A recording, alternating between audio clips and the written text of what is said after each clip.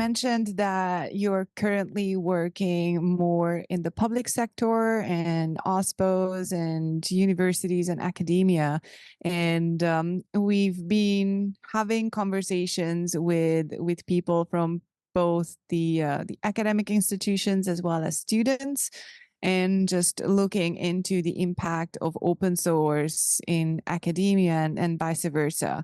And I wanted to ask you, like, what your experience and perception is in that space, like that the impact of open source and how much the current movement of more and more universities having OSPOs is helping with introducing open source into the curriculum. So actually giving students access as well as materials and educations about what open source is, and helping them get involved and get their feet wet before they actually go out into the job market.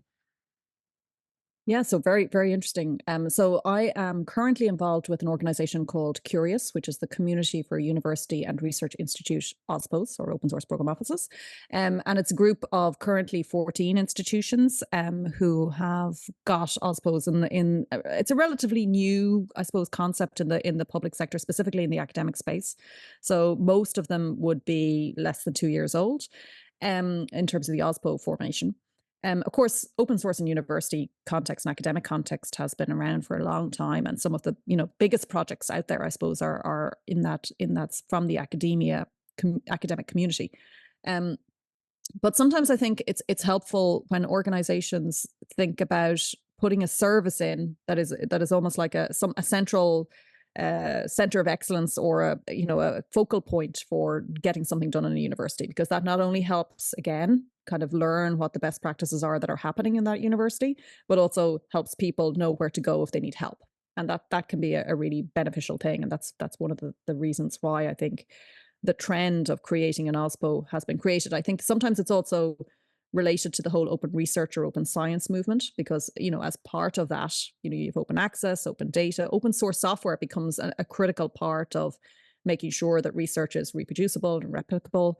And so oftentimes open source program offices are being created in that context. So I will say that, in a lot of the OSPOs that I would deal with, working with researchers is definitely one of the reasons why they have come about, because thinking about things like knowledge transfer and thinking about things like impact, valorization of research, how you get social impact, economic impact, spin outs, all of that sort of thing, industry collaborations, how you enable that, and sometimes that requires support. But another factor that they often are dealing with is that educational thing. So looking at undergraduates, what skills do they have? How do they participate in the open source community? How, internship programs that might relate to open source projects, all of that sort of thing. So it's definitely something that is being worked on by many of the OSPOs as well. But also I would say that there's lots of great resources already out there from other organizations. So there's loads of folks who have been working hard to create open source curricula. And sometimes the OSPOs are just about trying to curate what's already there and kind of say, oh, here's something great. How do we get that implemented within our organization as well? So it's a really interesting trend, the creation and the standing up of open source program offices. Sometimes they're not called that. So sometimes those kinds of goals, like enabling research, enabling education in open source communities, sometimes even, helping internal staff operations around open source in a university, that can often be part of what folks are doing. But all of those things, I think it's wonderful to start seeing centers of excellence coalesce around that. And there are many, I suppose, institutions out there that might even be doing that, just not calling it an OSPO.